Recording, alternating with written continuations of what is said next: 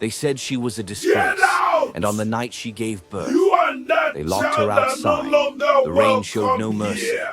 Neither did her own family. Across the clouds, and beneath a banana tree at the edge of Chief Ballerin's compound, a woman sat in the mud with her newborn pressed against her chest, both of them trembling. The baby cried. Sade pulled her tighter, covering the tiny face with the edge of her wrapper, rocking back and forth, whispering words that the rain swallowed before they could reach God. Inside the house, yellow light poured through the window. Voices rose above the storm. I needed a son. Chief Ballerin's voice cracked through the walls like a second thunder. Not another burden, not another mouth. A son. I said I needed a son. Sade closed her eyes. The neighbors who gathered at the edge of the compound that night did not intervene. In Olowo, a man's house was a man's kingdom. They stood in silence, watching the woman and the baby outside in the rain, and they shook their heads and they went home. That baby opened her eyes for the first time to the sound of a storm and a father's rejection. They named her Abeni, which means, in the tongue of her people, one we prayed for. But from the night of her birth, nobody in that house treated her like an answered prayer. From that night forward, Abeni grew up knowing she was not wanted, but she would not remain unwanted forever. The years in Chief Ballerin's compound moved like a river with two currents running in the same water, one smooth, one sharp. Tunde, Abeni's half-brother from the chief's first wife, rode the smooth current. Abeni was caught, always in the sharp one. By the time she was 7, the pattern of her life was already carved in stone. Every morning before the sun had fully climbed the sky, Abeni rose to fetch water from the village well. 2 trips, sometimes 3.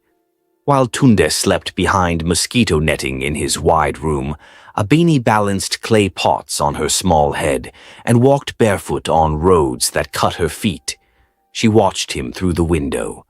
On his 8th birthday, a table groaned under fried rice, chicken, and chin-chin.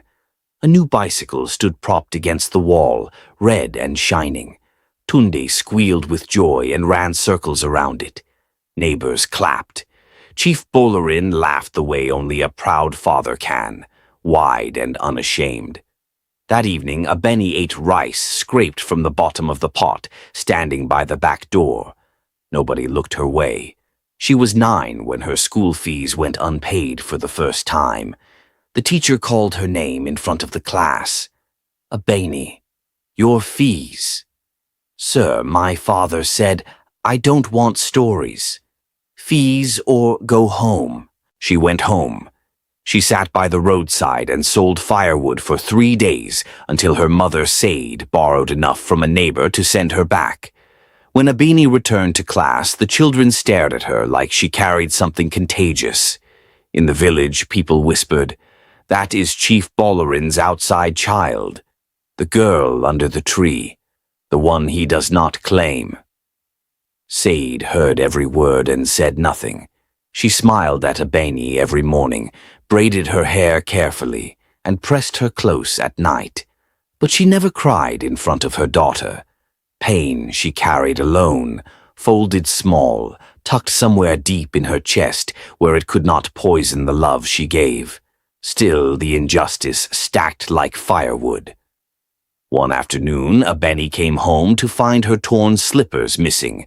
She looked everywhere. Tunde stood in the doorway eating groundnuts, watching her search. Have you seen my slippers? She asked. He shrugged. Check the dustbin. They were in the dustbin, cut into pieces.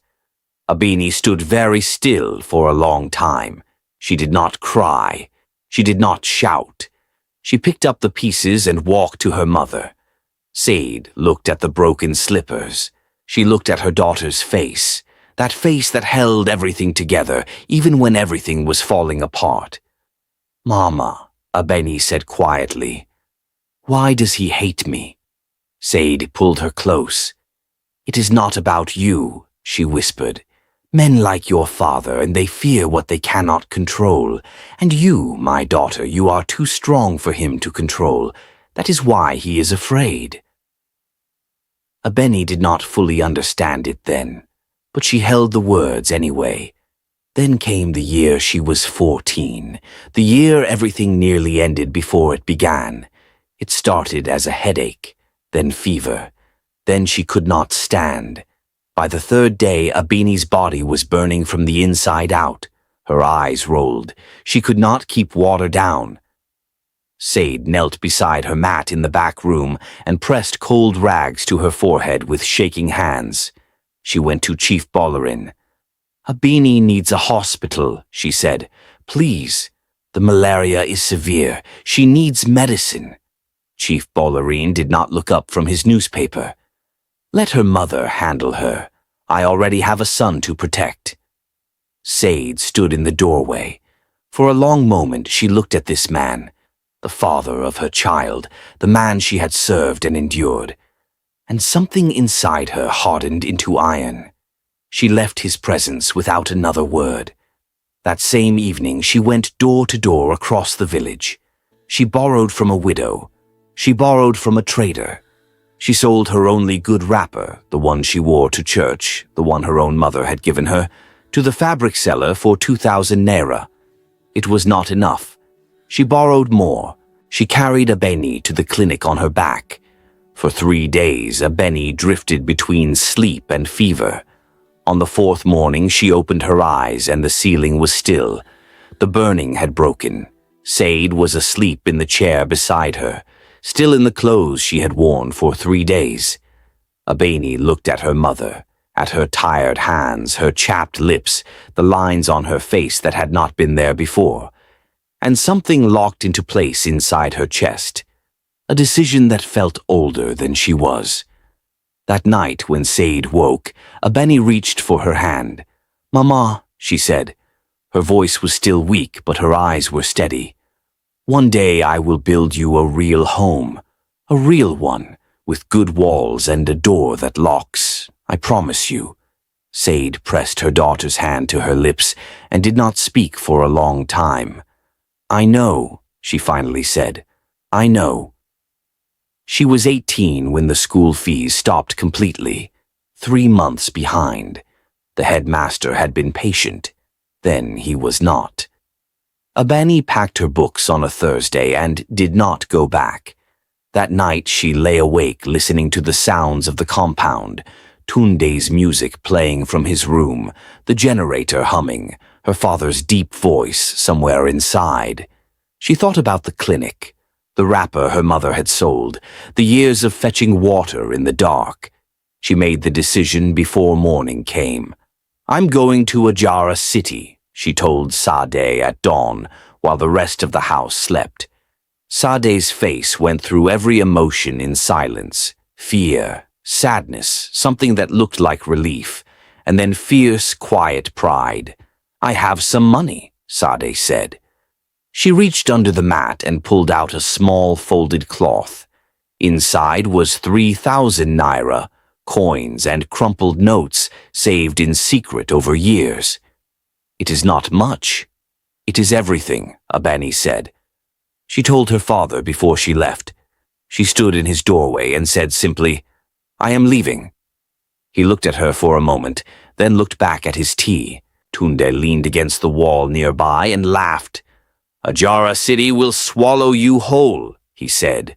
"You'll be back in a week, begging." Abeni looked at him. She said nothing. She picked up her small cloth bag, took her mother's hands one last time, received the whispered prayer pressed against her forehead, and walked out of the compound. The bus to Ajara was crowded and smelled of engine oil and sweat. She sat near the window and watched Olawo village disappear behind her. She did not look back. Ajara City did not welcome her. Within the first 24 hours, the city showed its teeth. The bus station was a roar of hawkers, okadas, and strangers with quick eyes. A young man helped her carry her bag to a cheap lodge. Somewhere between the bus stop and the lodge, her money was gone. She checked her pocket, then her bag. Then her pocket again.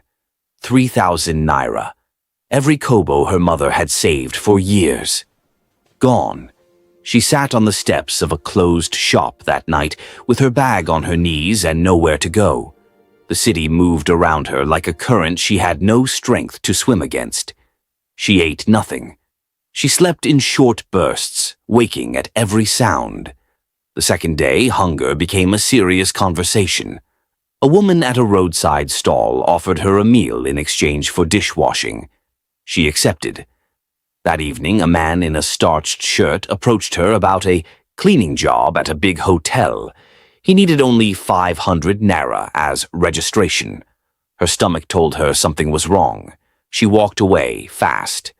By the third morning, Abeni sat on the ground near a market with red eyes and an empty stomach, seriously considering the cost of a bus ticket back to humiliation. Then she heard a crash. An elderly woman ahead of her stumbled, and her tray of fresh akara, round, golden, just-fried bean cakes, scattered across the ground. The woman cried out, scrambling to save what she could, her old knees refusing to cooperate. Abeni was on her feet before she thought about it. She gathered the fallen tray, picked up every piece she could, helped the woman to her feet, steadied her, and stood there holding the tray while the old woman caught her breath. The woman looked at her for a long time. Her eyes were sharp, warm, and deeply tired. "You," she said at last. "What is your name?" "Abeni." "Where are you from?" "Olowo village." "Who is waiting for you in this city?" Silence. The woman studied the answer that Abeni did not give. Then she said, "Come." That was how Abeni met Mama Kikelomo. Mama Kikelomo's bungalow was small but solid. It smelled of frying oil, lavender soap, and something older, something like peace. She gave Abeni a room with a real bed, a pillow, and a door that locked. That first night, Abeni sat on the edge of the bed and cried for a very long time. Not from sadness, exactly. From something releasing. The next morning, Mama Kikelomo handed her an apron. "You will help me fry akara from 5 o'clock. You will sell until noon. I will teach you the accounts.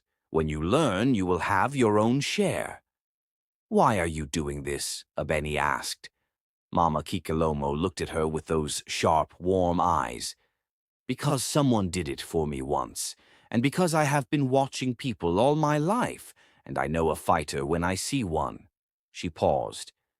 "Do not waste my kindness." Abeni did not waste it. She rose before the sun. She learned to season the batter just right. Not too salty, not bland. She learned to test the oil temperature with a drop. She learned to smile at customers even when her feet ached. She learned to count money carefully and record every transaction in Mama Kikelomo's worn notebook. For the first time in her life, she ate full meals. She sat at a table. She laughed. When she was sick, someone brought her medicine without being begged. Mama Kikelomo corrected her sharply when she was wrong and praised her quietly when she was right. She asked about Said. She listened. She never pitied. She simply saw. Abeni started saving. Small amounts, carefully counted. Discipline that had been forged in years of scarcity, now sharpened into purpose. She began to dream again. Then one morning, Mama Kikelomo did not come out of her room. The doctor who came to the bungalow said her heart. He said it with the face of a man who has delivered this news before and knows it never gets lighter. They took her to the hospital. The machines beeped steadily. The nurses spoke in low voices. Abeni sat beside the bed and held her hand and talked to her about the business, about Said, about small things, anything, just so the voice of someone who loved her could fill the room. 3 days later, the machines went quiet. Abeni sat in the corridor for a long time after. She had known grief before. The slow grief of being unloved, the grief of watching her mother sell her wrapper, the grief of understanding early that some children are simply not wanted. But this was sharper. This was specific. She went back to the bungalow alone. The following week, a lawyer knocked on the door. He was small and formal, carrying a leather folder. He sat across from Abeni and explained in careful, measured words that Mama Kikelomo had no surviving children, no siblings, no close relatives with legal standing, and that she had made a will, the bungalow, a savings account, the akara business and all its equipment, left entirely to Abeni. Abeni read the document 3 times. She turned it over. She read it again. There was a handwritten note attached in Mama Kikelomo's unsteady cursive. You came to help me when you had nothing left. That tells me everything. Use this well. Make something they cannot ignore. Abeni folded the note and pressed it to her chest. Then she went to work. 2 years passed. The black SUV that entered Olowo village on a dry Tuesday morning was not what people expected. It moved slowly, the way confidence moves, without hurrying. Children ran alongside it. Women looked up from their doorways. When it stopped in front of Chief Ballerine's compound, and the door opened, and Abeni stepped out in clean clothes and composed eyes, the village went very quiet. She did not go into her father's house. She bought land at the edge of the village, and over the following weeks, brick by brick, she built a small house for her mother. Proper walls, a wide veranda, floors that did not crack, a door with 2 locks and curtains on every window. The day Sade crossed that threshold for the first time, she stood in the center of her new living room and turned in a slow circle, touching the walls. And she cried so hard she made no sound at all. Abeni held her mother the way Sade had once held her under the banana tree in a storm. Meanwhile, in a different part of the village, word reached Chief Ballerin about the SUV, about the house, about the business in Ajara, the mini supermarket, the staff members, the second branch under construction. He sat with that information for several days. Around the same time, Tunde was arrested. He had been involved in a land fraud scheme, promises of plots in Ajara city that did not exist, money collected from desperate buyers. The police came to Olowo in the afternoon, the worst time for shame, when everyone was outside and nothing could be hidden. They led him away in handcuffs. Chief Ballerin watched from his doorway. He came to Abeni on a quiet evening. He was older. The compound of his body had shrunk. Shoulders lower, voice smaller, steps uncertain. He stood at the entrance to Sade's new house and waited. Abeni came to the door. She looked at him for a moment, then stepped aside. He sat down. He placed his hands on his knees. He looked at the floor for a long time. I was wrong, he said at last. The evening birds were loud outside. The curtains moved in the breeze. Abeni was quiet for so long that he looked up. I forgive you, she said. Her voice was steady. But I cannot forget who protected me when you did not. I cannot pretend that years of hurt are erased by 3 words. I forgive you for my own peace, not for yours. She paused. You will be treated with respect when you come here, but this house belongs to my mother, and my life belongs to me. Those things will not change. Chief Ballerin nodded slowly. He looked for the first time like a man who fully understood the weight of what he had thrown away. He stood. He said nothing more.